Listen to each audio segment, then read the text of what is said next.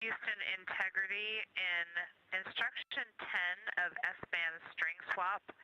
I have a frame lock, but ping is still suspect. Perhaps that's because we are going to be receive only here. Let me know if I can continue.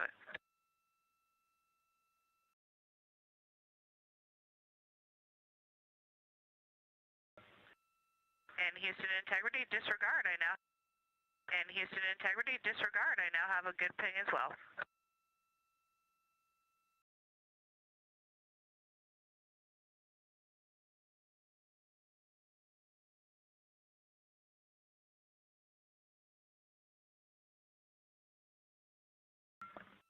I have you loud and clear on EMERCOM.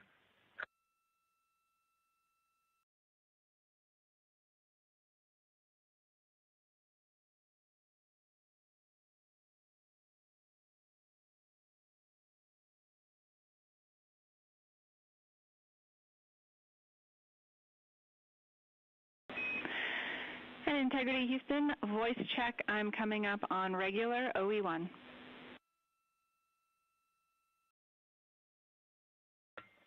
Also loud and clear on OE1. Actually, both radios sound very close to each other. No big difference between either.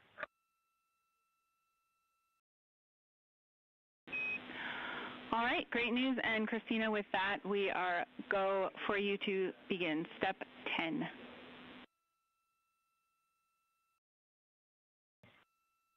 In work.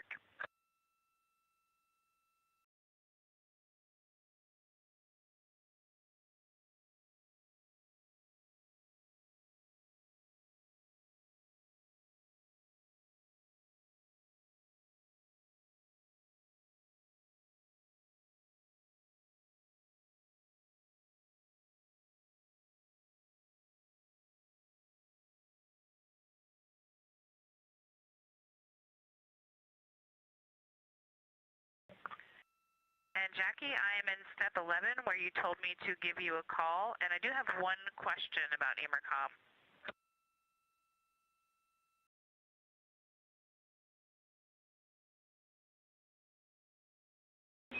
We'll take your question.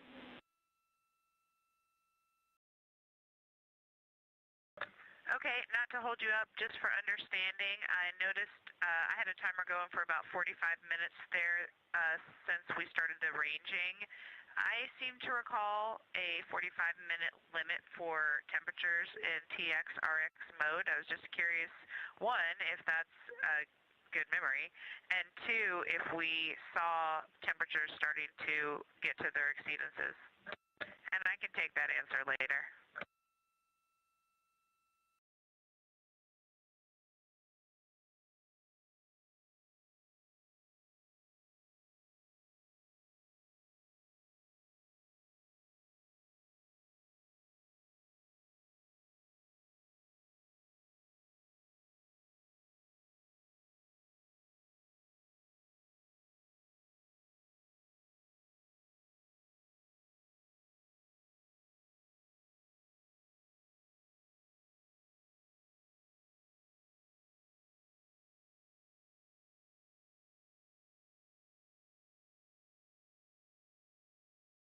And Houston integrity, just wanted to check with you. I assume we can't do the PAO test until Christina's done.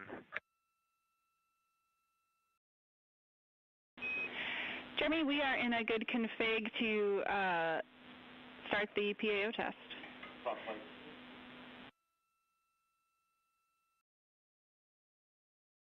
Okay, I'll start it now.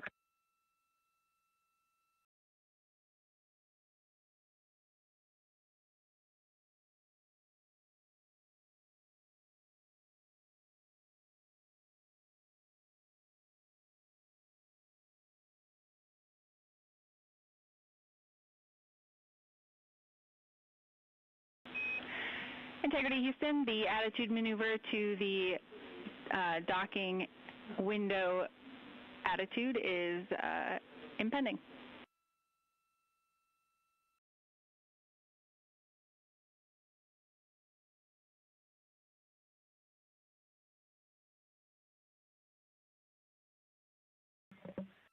Copy, thanks. Jackie, can I go ahead and close the EMERCOM procedure and consider that complete on my end?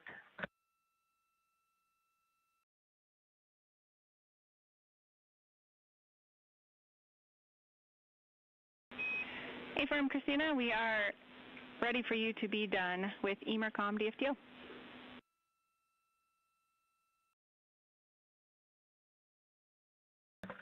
Copy.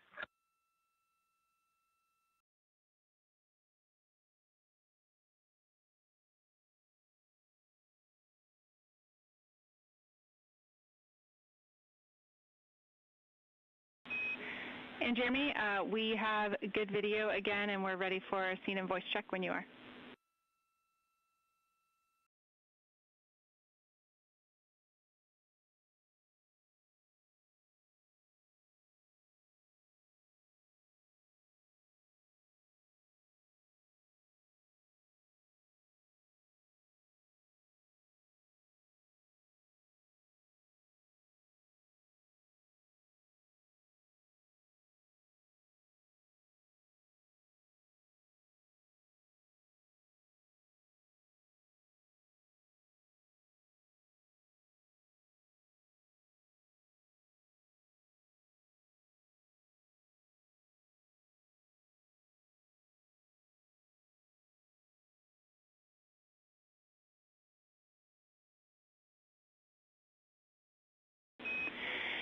Hey, Jeremy, you look great, but we did not hear that audio via the microphone.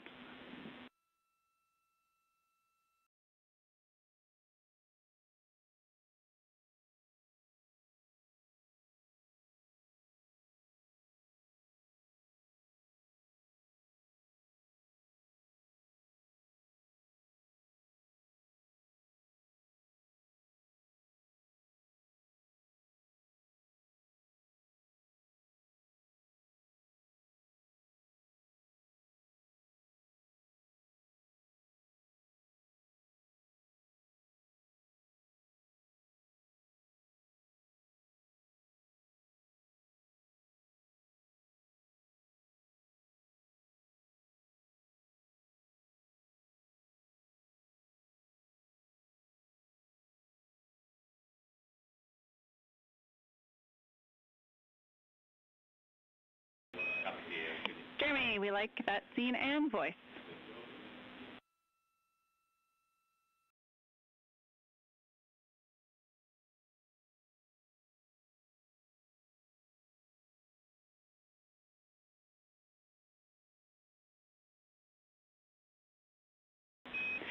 Jeremy, we expect to be ready for an on-time start.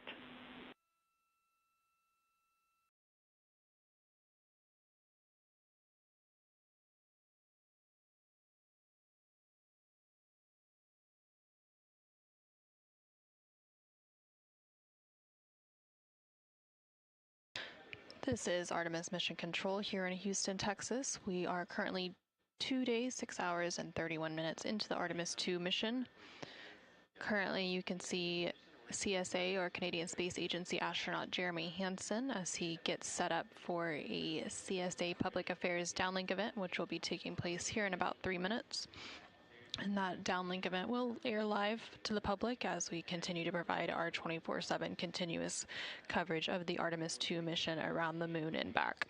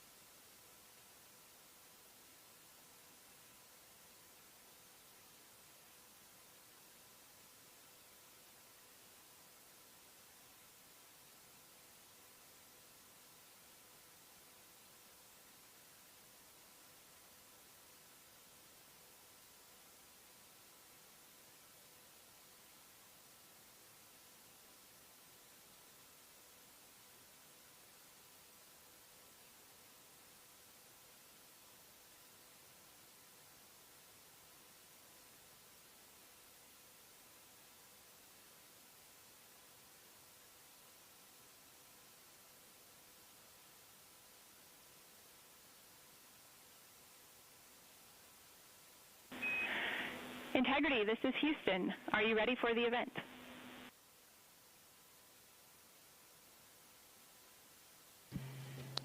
Houston, Integrity is ready for the event. Canadian Space Agency, this is Mission Control Houston. Please call Integrity for a voice check.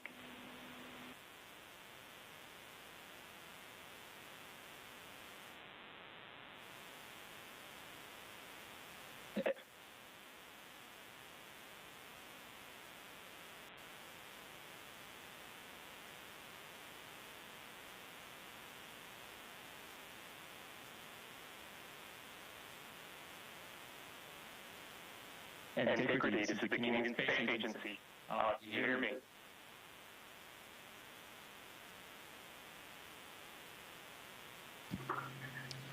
We hear you loud and clear. We're a long ways away. There's probably a bit of a delay, but great to chat with you. I got a few people joining me today. I got Victor and Reed here. Christina's working hard right behind the camera right now. Hello, Jeremy. It's Lisa.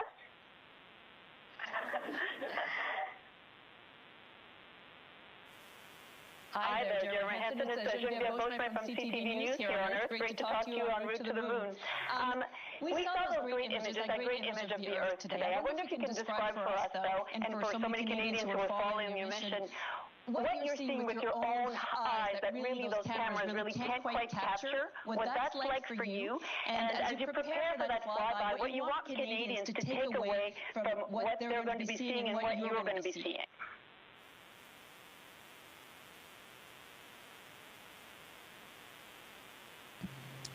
Well, first off, hello to you too, Lisa.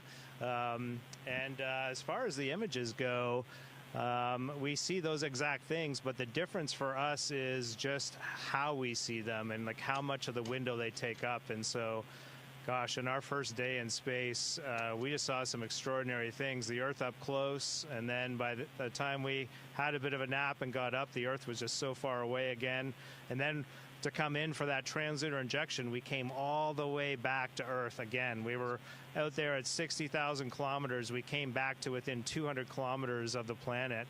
And it just felt like we were falling out of the sky back to Earth. And I said to Reed, it feels like we're going to hit it. It's amazing that we're actually going to go around and miss this thing. It was just so close. And so to take all of that in was really phenomenal. I don't know. What do you think, Reed? Yeah.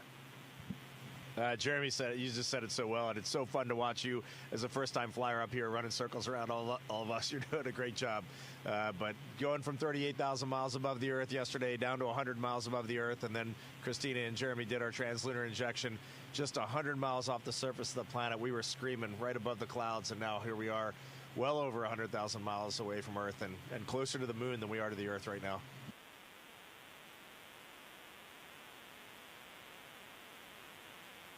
Bonjour, Camille Cassissi-Monet de Radio-Canada. Une question en français maintenant.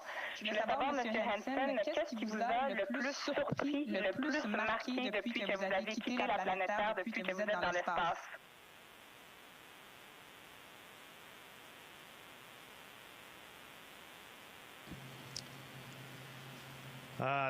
The most awe-inspiring thing for me, pour moi, il y avait trop de choses, mais d'être sur la fusée et toutes les sensations de la fusée, c'était quelque chose d'incroyable. J'ai eu le sens d'être un enfant encore, et bien sûr, la vue que j'ai parlé de la Terre et aussi la Lune. Les choses changent avec la Terre aussi. On voit pour nous, ici dans la capsule, c'est comme la Lune et les phases de la Lune, mais c'est la Terre. Et c'est juste quelque chose d'extrêmement extraordinaire pour nous ici.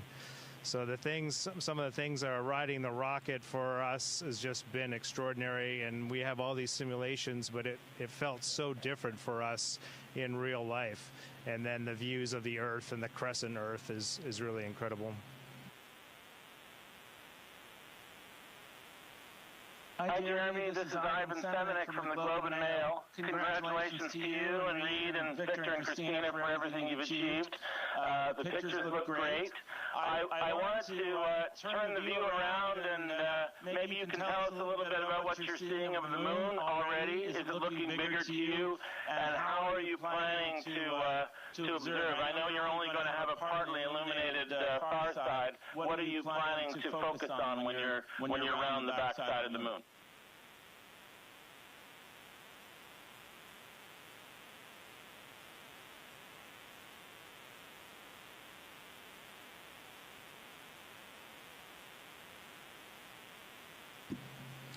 So very interesting that we've taken some pictures. We are now over the halfway point to the moon, and we took some pictures earlier today. And then after putting them on the computer to look closer, we found a feature. You know, the Grand Canyon of the moon is called Oriental Basin, and we were able to see the entire thing. Stand by. We were able to see the entire thing, and so it's clear that we are not on Earth because that feature is not all visible from Earth. And so it's already special, the view that we have. And yes, the Earth is quite small and the moon is definitely getting bigger. And as far as things we're looking forward to seeing, of course, you know, seeing Oriental on the far side of the moon, of course, up close would be extraordinary. But on this, because of this launch date, something that the scientists have added for us is we're going to see an eclipse of the sun behind the moon, which would be pretty neat, actually. And we can use that opportunity to look for some of the lunar regolith lofting, etc. So that's something that we hadn't been thinking we were going to be able to do, but because we launched on April 1st, the birthday of the Royal Canadian Air Force, I'll just add in there, we're going to get to see that now, which is pretty neat. And I love the fact that science just is like, okay, well, that's what we're going to have now, and here's what you're going to do. And it was really cool to see that all come together.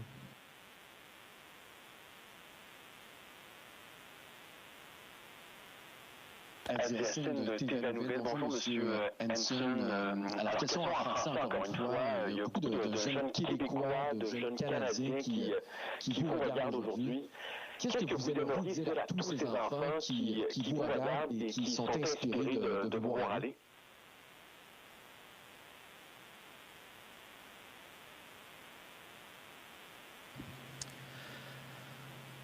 What's important to share with youth that are interested in pursuing their dreams, maybe flying in space? Pour moi, une chose qui est vraiment importante, c'est de trouver vos passions et suivre ces passions, mais aussi partagez-les avec les autres.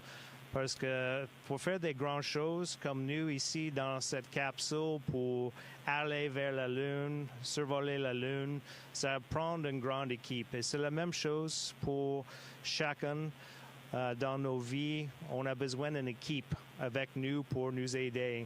Alors partagez vos rêves avec les autres, vos parents, professeurs, et vous allez voir que les autres vont vous aider beaucoup.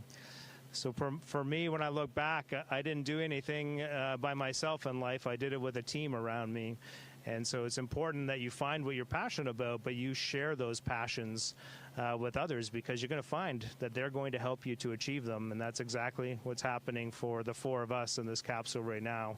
We're out here 200,000 kilometers from Earth, over that now, because of a big team back home on Earth.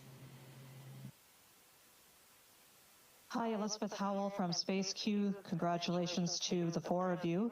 And I was noticing that there's a Canadian actor, Ryan Gosling, who happens to be playing an astronaut in a new movie right now, Project Hail Mary. And Ryan also recorded a video for the entire crew, sending you best wishes. And so if Ryan happened to be there, asking you this in real time, what would you all say to him?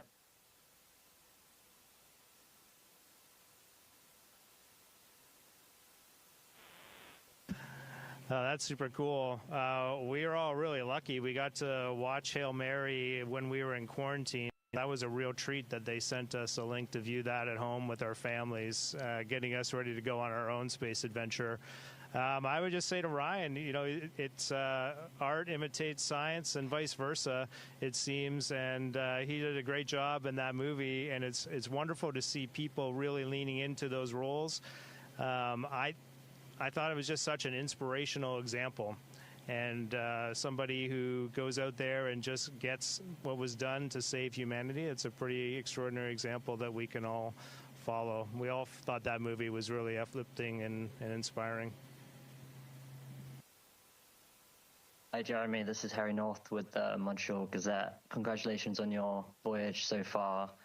What's the camaraderie been like with your fellow American astronauts? Have they teased you much about being the lone Canadian?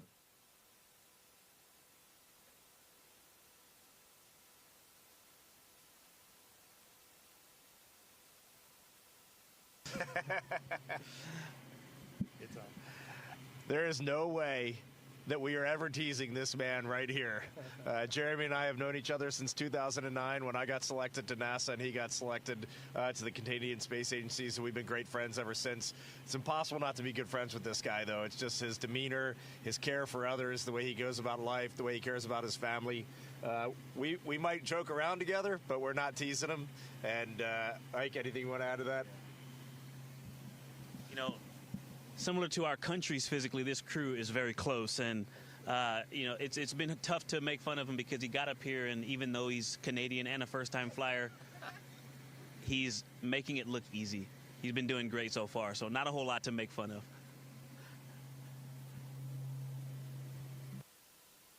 Lisbeth Cerné, agence Science Presse. Nous savons que vous avez apporté de la nourriture du Québec. J'espère que vous avez commencé à y goûter. En avion, on sait que les papilles gustatives sont différentes, donc on goûte différemment. Est-ce que vous avez déjà commencé à sentir une différence dans ce que vous goûtez? Et j'espère que si ça goûte bon.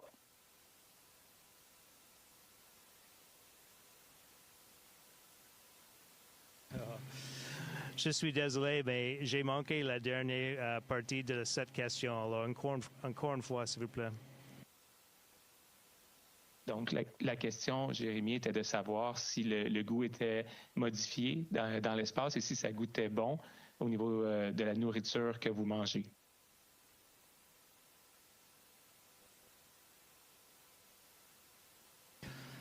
Alors, on n'a pas trouvé le sirop d'érable encore.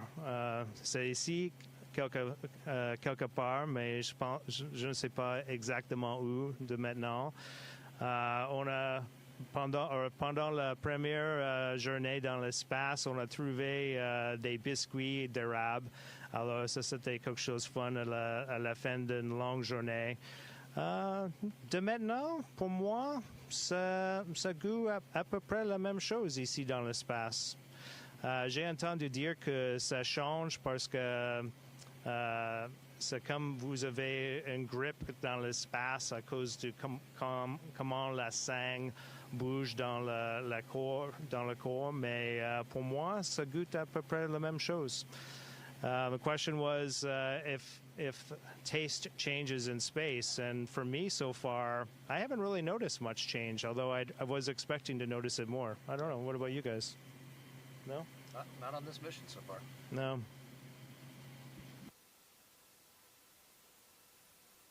Jeremy, Sean Costello from Skies Plus magazine and RCAF Today.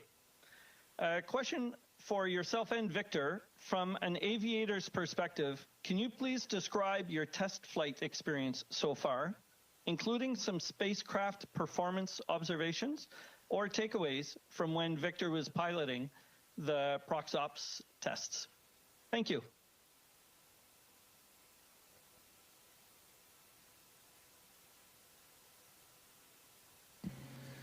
Well, I have to start off by saying it was a ton of fun. It was a great experience.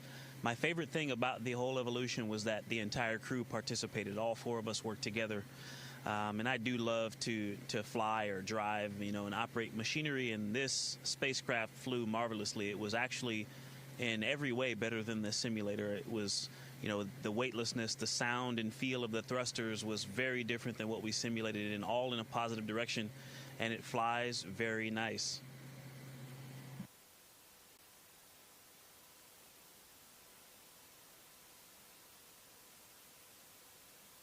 Hi, Jeremy, and congratulations to everyone on Artemis 2. Jeremy, you've spoken of the importance of the Air Cadet's influence on your young life. Did you know you wanted to be an astronaut when you were an Air Cadet? And now that you are in space, what transferable skills and experience from your time in the cadets have served you in space?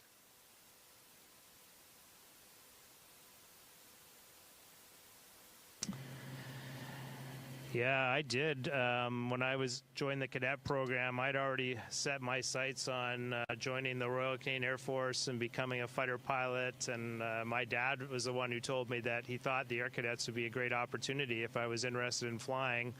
And he sure was right. It ended up being one of the greatest decisions that I made, 6 years in the Air Cadet program. I was inspired by images of humans walking on the moon when I was a young Canadian, and that's what encouraged me to kind of follow this path to now. But Air Cadets, transferable skills, there's a lot of them. One of them was, I learned to fly, got a glider pilot license, a private pilot license. That was a huge asset for me. Was building some self-confidence at the age of 16 and 17. But it was much bigger than that.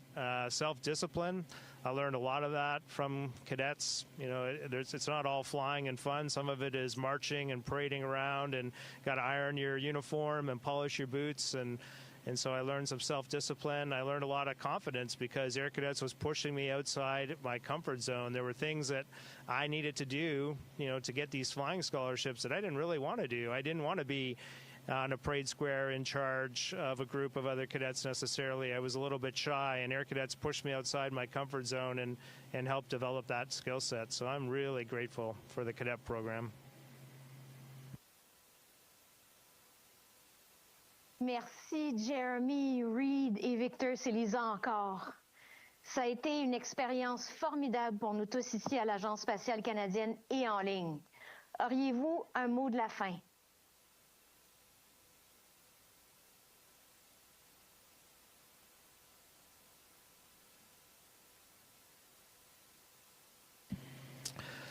Oh oui, pour moi, comme un Canadien, je suis absolument fier de notre pays. C'était, quand je pense de cette expérience et pourquoi je suis ici en représenter le Canada, je suis fier et c'est juste important pour moi de dire merci Canada for cette experience. It has been an extraordinary experience for me to leave our planet, to ride that incredible rocket with my 3 Canadian colleagues, and my 3 American colleagues. It is such an extraordinary example of collaboration and what we can do when we set big goals and we reach out to achieve them together. And so on behalf of Canada, I just want to say thank you to my colleagues for this opportunity, and I would like to remind Canadians, if we can send a human around the moon in 2026, just imagine what we're capable of doing next. Thanks so much for joining us on board Integrity. It's a great ship here, and we're closer to the moon today than we are to Earth. This is a big milestone for us, and we look forward to sharing more with you in the coming days. Wishing you all the best. Au revoir. Thank you all. Bye-bye. Integrity, this is Houston ACR. That concludes the event. Thank you. Thank you to all participants. Integrity, we are now resuming operational audio communications. And Integrity Houston, with that, we are ready for the D5 camera at the docking hatch window. And then after that, you can work on dual camera bracket if you'd like.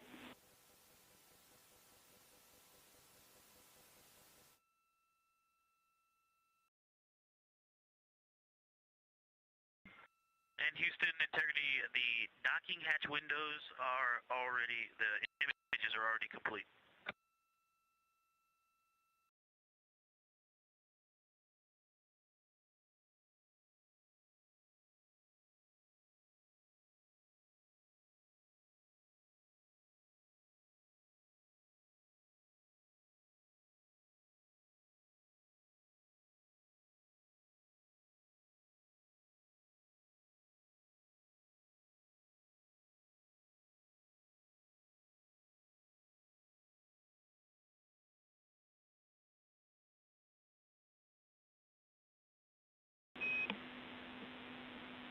And Integrity Houston, for the docking hatch window photos, we didn't see you in that area after we had gotten into the attitude, since the attitude maneuver was a little late after the EMERCOM DFTO.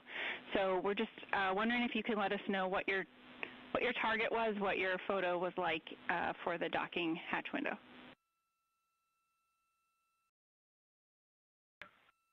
The target was the same Earth I photoed in window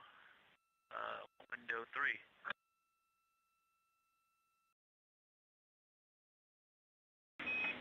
Okay, sounds good. Thanks for just double checking for us.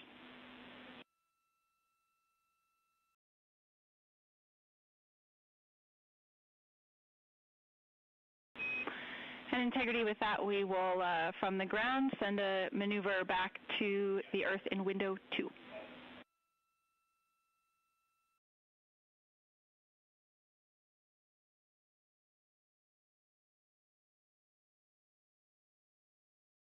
Copy, we're ready for that, and I'm ready to take pictures out of window 2.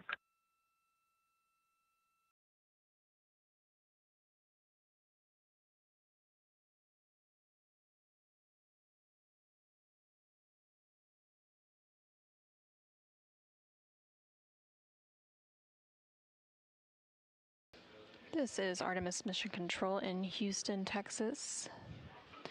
We just saw CSA, or Canadian Space Agency astronaut Jeremy Hansen, complete a public affairs event with various Canadian media outlets. And now the crew is currently working on some D5 camera photos as part of a window optical quality developmental flight test objective. Houston, integrity for flywheel accelerometer battery. We're ready to copy. Two quick things. First, the battery for the accelerometer on the hull of the vehicle is 55%.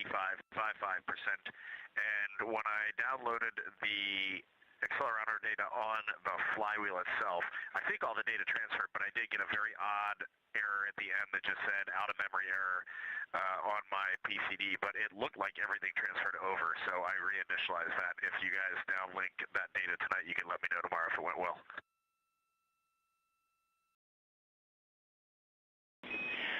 Reed, we copy both the battery level and the error you got. We'll take a look at that data and make sure we got it all.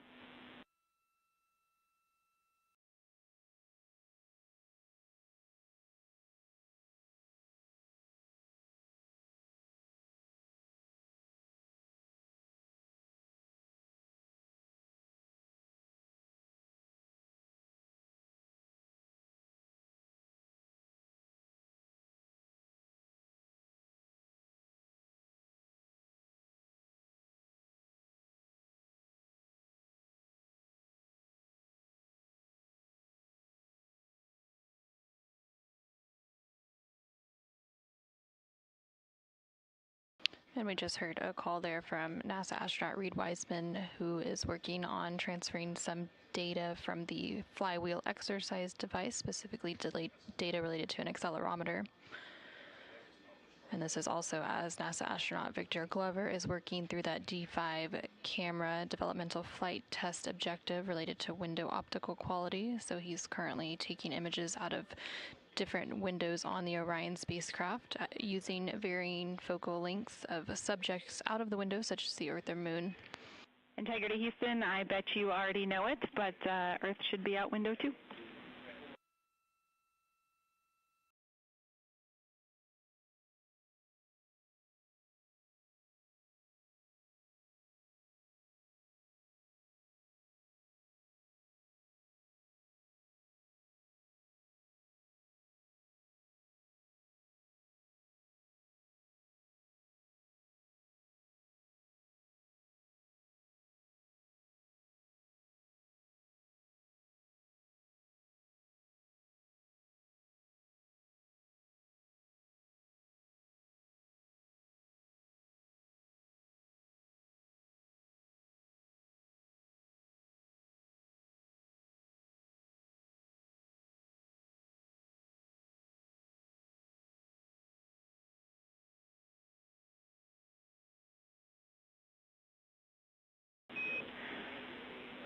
Integrity Houston, for a quick end of the day sync, I've got 2 items for you, and we can take any items from you.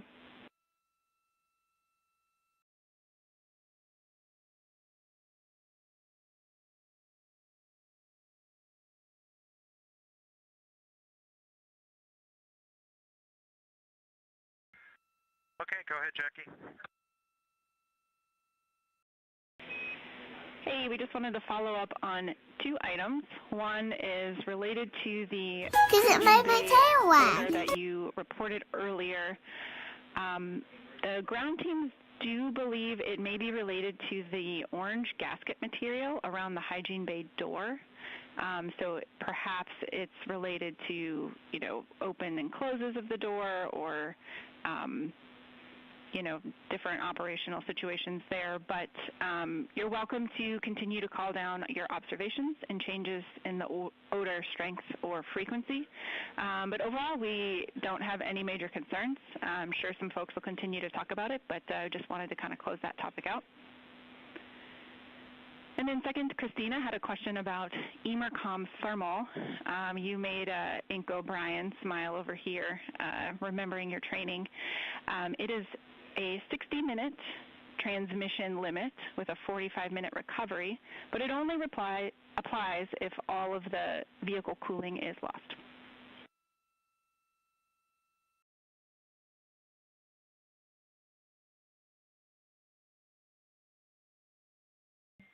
Okay, we got both of those, and just about the orange insulation around the door of the hygiene bay, we're pretty convinced that's not what we smelled today.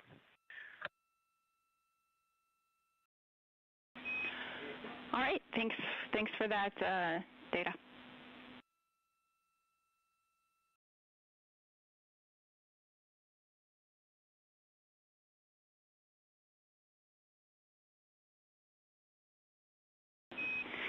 And Jeremy, just since we're talking about it a little bit, if you want to give us one final set of observations on that smell for today, we would take it.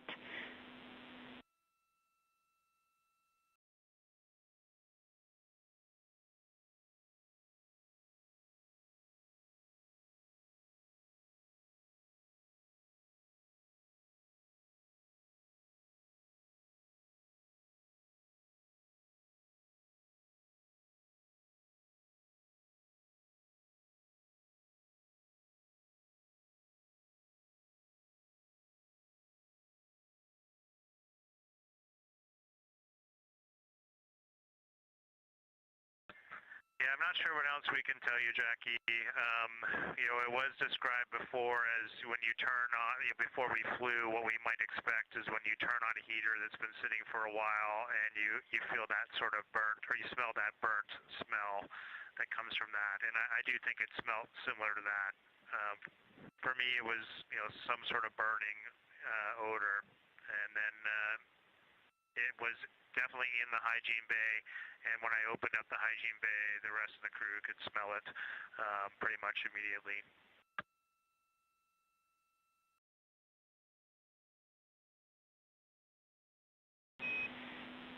We copy, Jeremy, and is that... Yeah, 2 things out there. Yeah, we're curious if it is still persisting, and we'll take your 2 things. That one on the delay. Sorry about that, Jackie. I think 2 things to add from my perspective.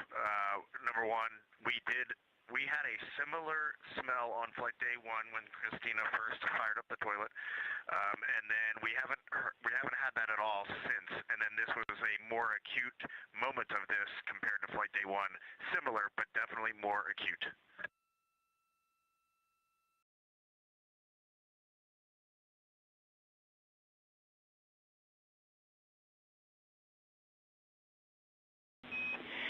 Okay, we copy, and is it still actively have that odor today, or has it dissipated? It's been used since, and there was no odor the next time. Houston copies, that helps, thanks.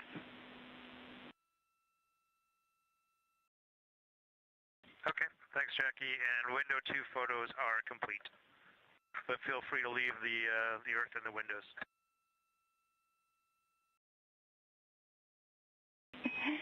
Yeah, unfortunately, we've been pretty exploratory in our attitudes today, and we're going to have to head back to something more standard. Let us know if you have anything else to report just on timeline status or things we need to know overnight. Otherwise, that's all we had for you.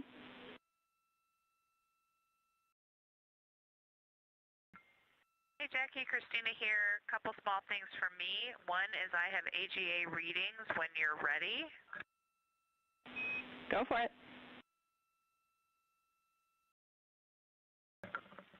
CO2, 1.5. O2, 19.7. We're at 14.0 psi and 76 degrees Fahrenheit. Also, we have the low battery yellow LED lit. I did not see the bit startup message indicating the level of the low battery. I would propose that we can just maybe wait till next time, see what it is, and then make the decision on changing the battery, if you agree. Houston concurs.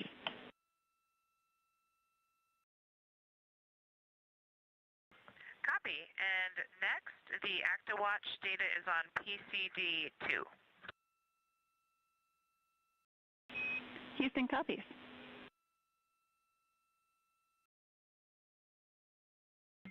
And last question for you, are you planning to play wake-up music at the start of post-sleep tomorrow morning? Affirm, that is the plan.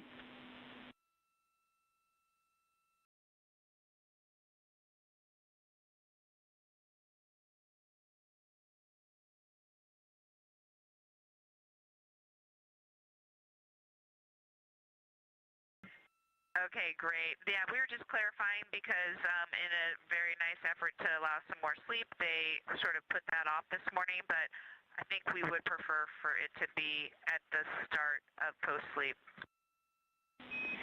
Yep, we are tracking Christina, and that is our plan.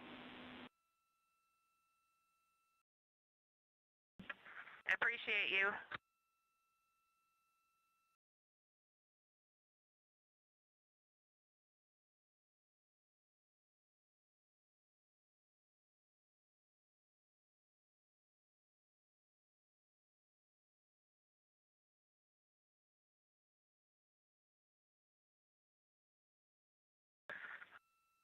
And Jackie, one more thing. I am logging into VC right now for the PMC, but we still want to try charging something off of that PCD4 to see if that actually works or doesn't work. We're waiting for you guys to give us the okay to give that a whirl.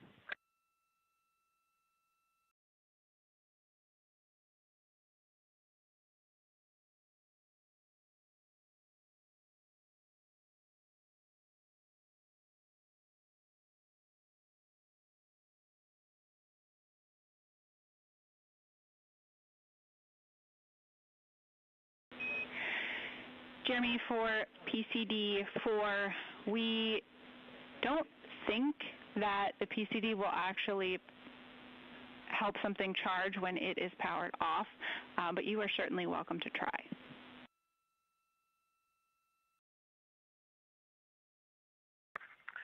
Okay, that sounds good. Makes sense. We just wanted to give it a try. Thank you for that.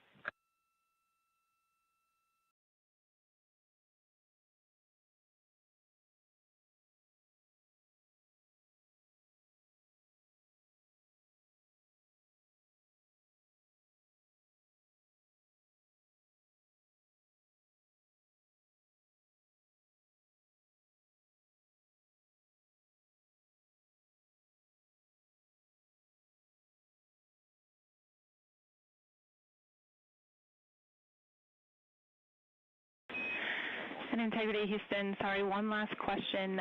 Can you confirm for us which PCD has some of those great science images you took today?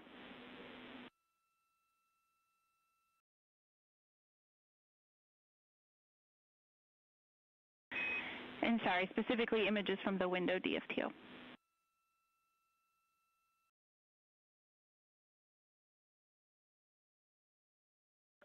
PCD 2. Copy.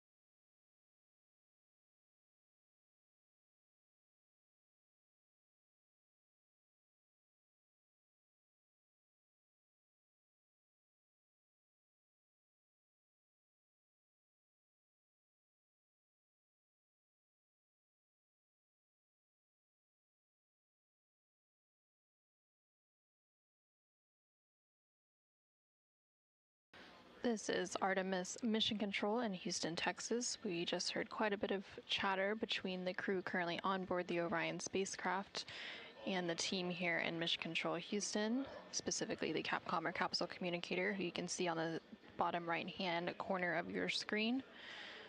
The crew is wrapping up some of their final activities for the day before they head into their pre-sleep and sleep period. So they have wrapped up the optical window imaging developmental flight test objective, where they were taking some images out of the different windows on the Orion spacecraft to test the quality of those images and make any adjustments as needed. They also finished transferring some flywheel accelerometer data. They completed a Deep Space Network emergency communications developmental flight test objective. And they also were transferring and collecting some data related to an actigraph. And that is related to a science investigation on the Artemis 2 mission known as Archer.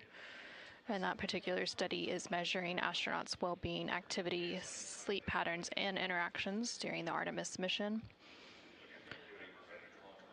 They are collecting data using those ActiWatches and behavioral or performance surveys before and after the mission, and that actigraphy data is being collected during the mission using those devices, and results from some of this data will be used to understand the effects of space hazards on well-being and performance, and also to develop additional protocols, interventions, and technologies to enable humans to survive and thrive for future deep space missions. The crew is now getting ready to complete their end-of-day private medical conference. This is a standard conference that takes place between the crew and their medical teams on the ground. And then once they complete that, they will have a private conference with the flight director. And the flight director currently on console for Orbit 2 is NASA Flight Director Paul Kanya. And then after that is completed, they will move into their pre-sleep period to get ready for bed.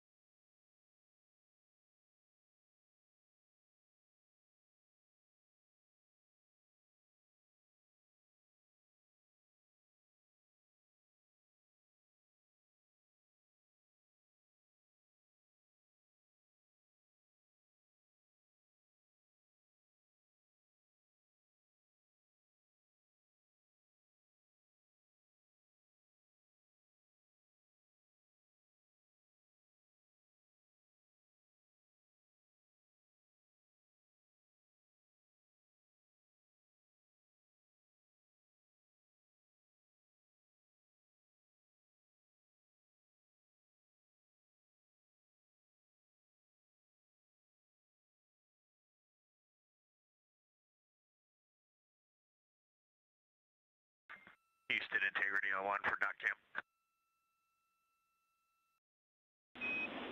Go ahead.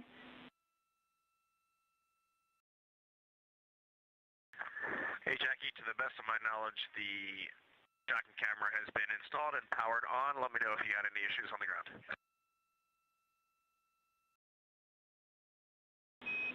We copy.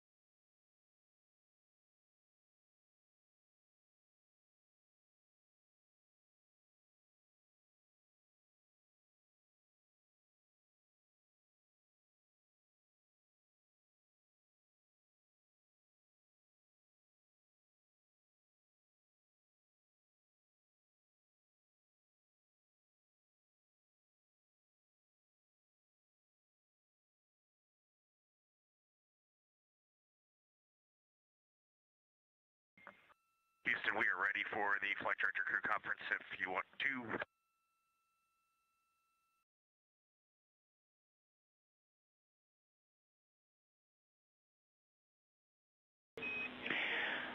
We are ready for the conference on 2.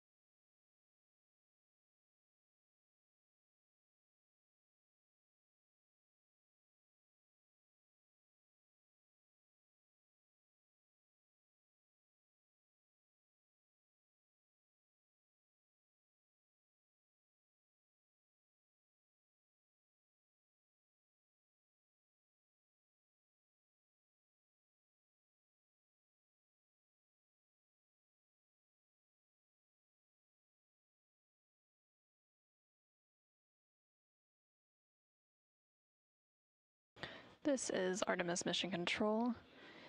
The crew on board the Orion spacecraft, which includes NASA astronauts Reed Wiseman, Victor Glover, and Christina Cook, and CSA or Canadian Space Agency astronaut Jeremy Hansen, are currently wrapping up their day. They are currently in a private conference with the flight director here in Mission Control, which is currently Paul Kanya, who is serving as the Orbit 2 flight director. Following this private conference, they are going to begin their pre-sleep period, and during that period they will perform some hygiene activities and standard cabin configurations to get ready for their sleep, and they will also eat their dinner, and then they will begin their sleep period to wrap up flight day 3. We are currently 2 days, 7 hours, and 38 minutes into the Artemis 2 mission, following a liftoff from NASA's Kennedy Space Center in Florida on April 1st at 5:35 p.m. Central, 6:35 p.m. Eastern.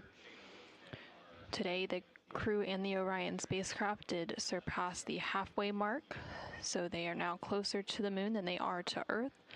They are about 142,000 miles away from the Earth and about 131,000 miles away from the moon.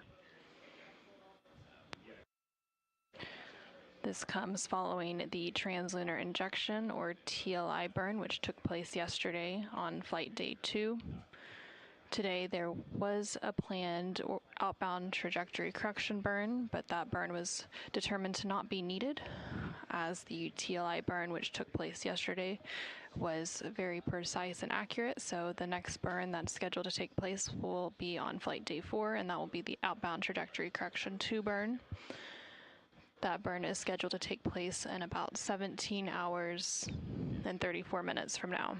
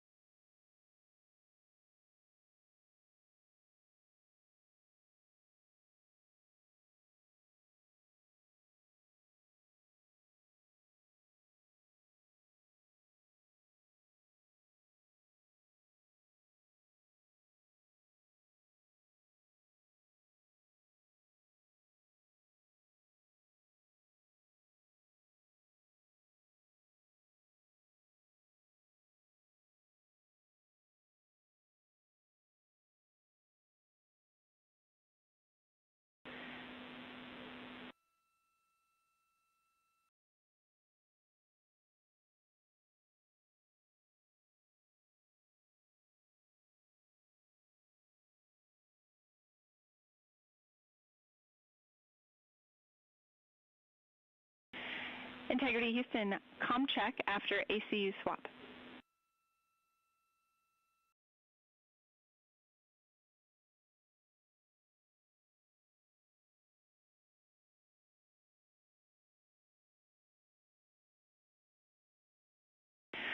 Harriet, I had you loud and clear, I think still on OE2 after the conference. And one item for you, we are not seeing the dock cam. It's showing disconnected. We see the CFC powered, so we'd like you to confirm on PUP 1 that the 5-volt power is switched on with green LED for the dock cam.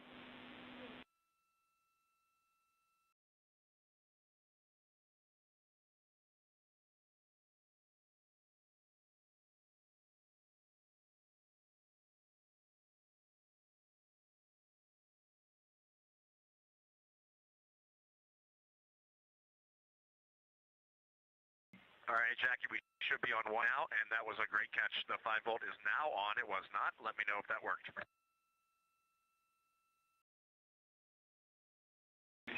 We see it. Thank you.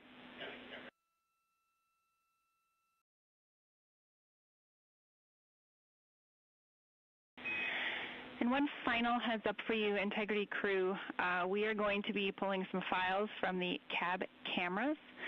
You may see LEDs indicate that they are on, but we are not streaming from them.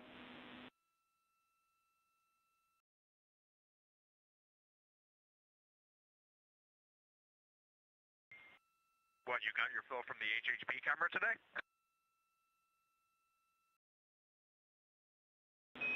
No, we all want more.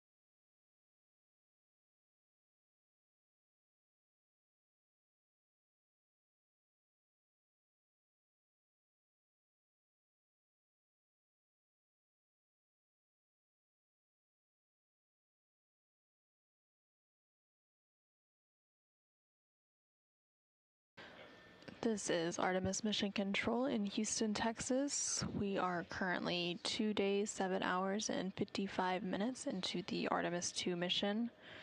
Currently on your screen, you are seeing a look at the Artemis Real-Time Orbit website.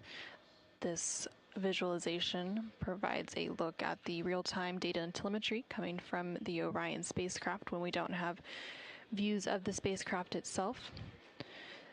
The Orion spacecraft and its crew are currently about 143,000 miles away from the Earth, and they have about 130,000 miles separating them and the Moon. So they are now over halfway to the Moon, and that planned lunar flyby will take place on Flight Day 6, which will be Monday, April 6th. Currently, the crew is in their pre-sleep period, so they're completing some hygiene activities, eating their dinner, and wrapping up the day's activities in preparation for sleep. Throughout the day, the crew completed several different activities. They completed a CPR demonstration, along with several different development flight test objectives, including a flight test objective testing the Deep Space Network emergency communication system. They also did some toilet acoustics measurements, and each of the crew members completed their daily exercise using the flywheel device. Initially, this flight day had a outbound trajectory correction burn scheduled, but that burn was determined it was no longer needed, so that burn did not take place. So the next burn will be the outbound trajectory correction burn on Flight Day 4.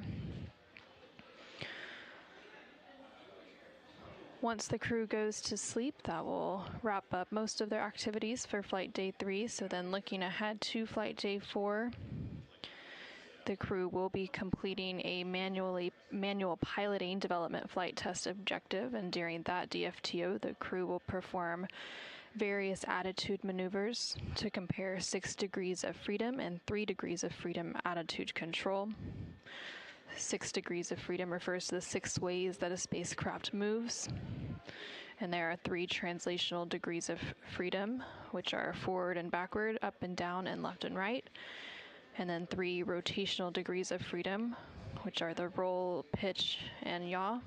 So through this DFTO, the crew will compare the standard 6 degrees of freedom to what a degraded quality of 3 degrees of freedom would look like, which means the crew could only control the rotational axes, the roll, pitch, and yaw of the spacecraft.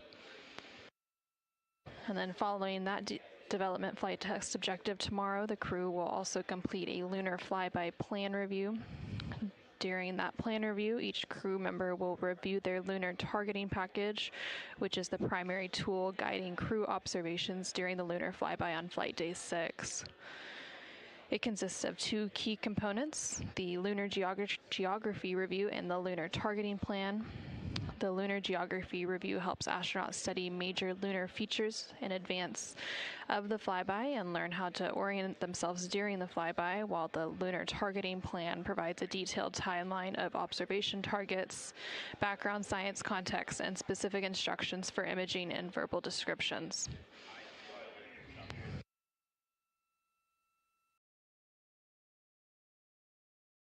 Also on the timeline for Flight Day 4 will be that orbital trajectory or outbound trajectory correction burn, and that burn is scheduled to take place in a little over 17 hours from now.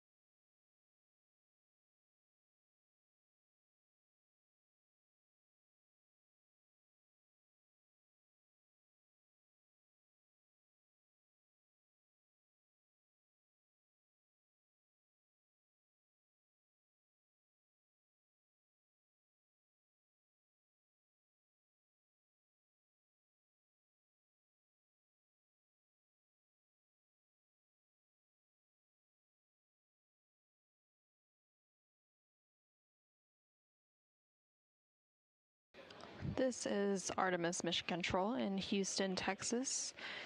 The crew on board the Orion spacecraft is currently in their pre-sleep period to round out Flight Day 3. During this period of time, they are performing some hygiene activities, configuring the cabin for crew sleep, and also eating their dinner. Throughout the day, they completed several different activities, including a CPR demonstration,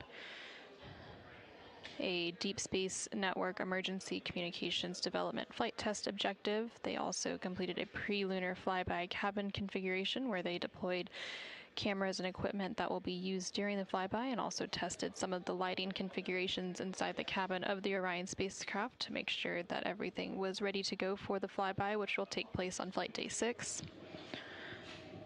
They also completed a public affairs event and their daily exercise, which uses the flywheel exercise device. They were originally scheduled to have an outbound trajectory correction burn earlier in the day, but that burn was canceled as it was determined it was no longer needed. So the next burn on the way to the moon will be the outbound trajectory correction burn 2, which is planned for Flight Day 4 in about 16 hours and 49 minutes from now. We are currently in an expected loss of signal with the Orion spacecraft. We do expect to regain that signal with the spacecraft here shortly. Currently, the Orion spacecraft and its crew are about 144,000 miles away from the Earth, and they have about 129,000 miles separating the spacecraft and the crew from the moon.